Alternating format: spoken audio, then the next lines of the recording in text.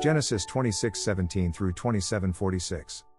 So Isaac departed from there and encamped in the valley of Gerar and settled there. And Isaac dug again the wells of water that had been dug in the days of Abraham his father, which the Philistines had stopped after the death of Abraham. And he gave them the names that his father had given them. But when Isaac's servants dug in the valley and found there a well of spring water, the herdsmen of Gerar quarreled with Isaac's herdsmen, saying, "The water is ours." So he called the name of the well Esek, because they contended with him. Then they dug another well, and they quarreled over that also, so he called its name Sitnah. And he moved from there and dug another well, and they did not quarrel over it. So he called its name Rehoboth, saying, "For now the Lord has made room for us, and we shall be fruitful in the land." From there he went up to Beersheba. And the Lord appeared to him the same night and said, "I am the God of Abraham your father. Fear not, for I am with you and will bless you and multiply your offspring for my servant Abraham's sake." So he built an altar there and called upon the name of the Lord and pitched his tent there. And there Isaac's servants dug a well. When Abimelech went to him from Gerar with Ahuzzath his advisor and Phicol the commander of his army, Isaac said to them, "Why have you come to me, seeing that you hate me and have sent me away from you?" They said, "We see plainly that the Lord has been with you." So we said, "Let there be a sworn pact between us, between you and us, and let us make a covenant with you, that you will do us no harm, just as we have not touched you and have done to you nothing but good and have sent you away in peace. You are now the blessed of the Lord." So he made them a feast, and they ate and drank. In the morning they rose early and exchanged oaths. And Isaac sent them on their way, and they departed from him in peace. That same day Isaac's servants came and told him about the well that they had dug and said to him, "We have found water." He called it Sheba, therefore the name of the city is Beersheba to this day. When Esau was 40 years old, he took Judith the daughter of Beeri the Hittite to be his wife, and Basemath the daughter of Elon the Hittite, and they made life bitter for Isaac and Rebekah. When Isaac was old and his eyes were dim so that he could not see, he called Esau his older son and said to him, "My son." And he answered, "Here I am." He said, "Behold, I am old, I do not know the day of my death. Now then, take your weapons, your quiver and your bow, and go out to the field and hunt game for me, and prepare for me delicious food, such as I love, and bring it to me so that I may eat, that my soul may bless you before I die." Now Rebekah was listening when Isaac spoke to his son Esau. So when Esau went to the field to hunt for game and bring it, Rebekah said to her son Jacob, "I heard your father speak to your brother Esau, bring me game and prepare for me delicious food, that I may eat it and bless you before the Lord before I die. Now therefore, my son, obey my voice as I command you. Go to the flock and bring me 2 good young goats, so that I may prepare from them delicious food for your father, such as he loves. And you shall bring it to your father to eat, so that he may bless you before he dies." But Jacob said to Rebekah his mother, "Behold, my brother Esau is a hairy man, and I am a smooth man. Perhaps my father will feel me, and I shall seem to be mocking him and bring a curse upon myself and not a blessing." His mother said to him, "Let your curse be on me, my son, only obey my voice, and go, bring them to me." So he went and took them and brought them to his mother, and his mother prepared delicious food, such as his father loved. Then Rebekah took the best garments of Esau her older son, which were with her in the house, and put them on Jacob her younger son. And the skins of the young goats she put on his hands and on the smooth part of his neck. And she put the delicious food and the bread, which she had prepared, into the hand of her son Jacob. So he went in to his father and said, "My father." And he said, "Here I am." "Who are you, my son?" Jacob said to his father, "I am Esau your firstborn. I have done as you told me, now sit up and eat of my game, that your soul may bless me." But Isaac said to his son, "How is it that you have found it so quickly, my son?" He answered, "Because the Lord your God granted me success."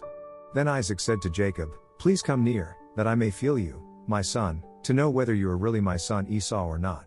So Jacob went near to Isaac his father, who felt him and said, "The voice is Jacob's voice, but the hands are the hands of Esau." And he did not recognize him, because his hands were hairy like his brother Esau's hands. So he blessed him. He said, "Are you really my son Esau?" He answered, "I am."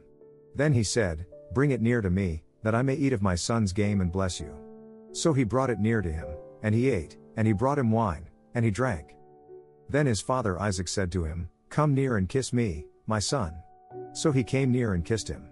And Isaac smelled the smell of his garments and blessed him and said, "See, the smell of my son is as the smell of a field that the Lord has blessed. May God give you of the dew of heaven, and of the fatness of the earth, and plenty of grain and wine.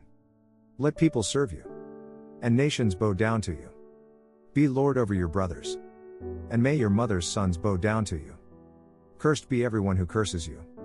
And blessed be everyone who blesses you.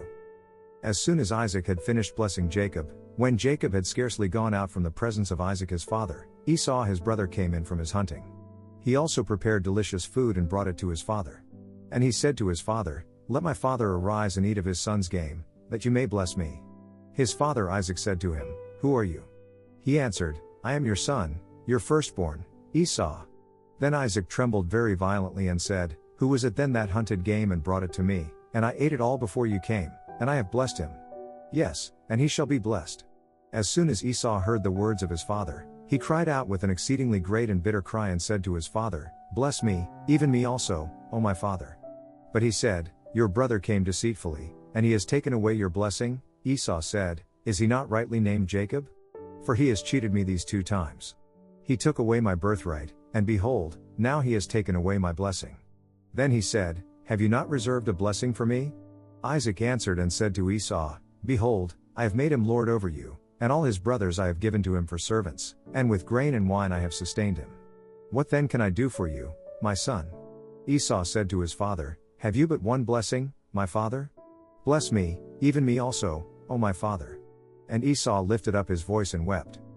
Then Isaac his father answered and said to him, Behold, away from the fatness of the earth shall your dwelling be, and away from the dew of heaven on high. By your sword you shall live, and you shall serve your brother. But when you grow restless, you shall break his yoke from your neck. Now Esau hated Jacob because of the blessing with which his father had blessed him, and Esau said to himself, The days of mourning for my father are approaching, then I will kill my brother Jacob. But the words of Esau her older son were told to Rebekah. So she sent and called Jacob her younger son and said to him, Behold, your brother Esau comforts himself about you by planning to kill you. Now therefore, my son, obey my voice.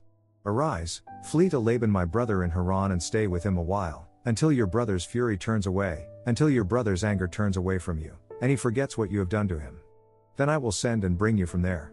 Why should I be bereft of you both in one day? Then Rebekah said to Isaac, I loathe my life because of the Hittite women. If Jacob marries one of the Hittite women like these, one of the women of the land, what good will my life be to me? Matthew 9 1-17. And getting into a boat he crossed over and came to his own city. And behold, some people brought to him a paralytic, lying on a bed. And when Jesus saw their faith, he said to the paralytic, Take heart, my son, your sins are forgiven. And behold, some of the scribes said to themselves, This man is blaspheming.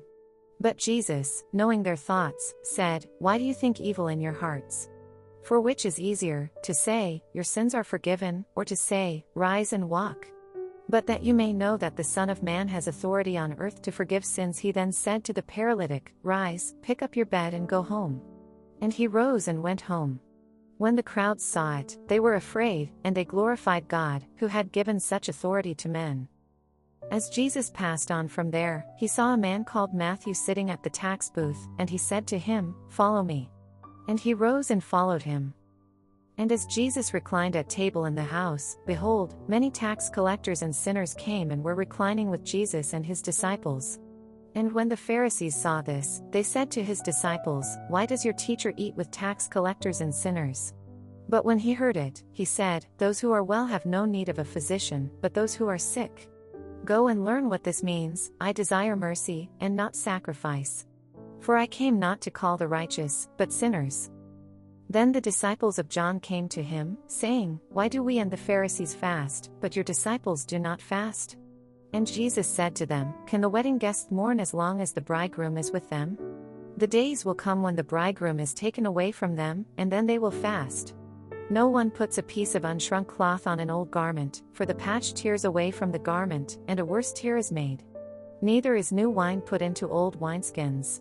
If it is, the skins burst and the wine is spilled and the skins are destroyed. But new wine is put into fresh wineskins, and so both are preserved. Psalm 10:16-18.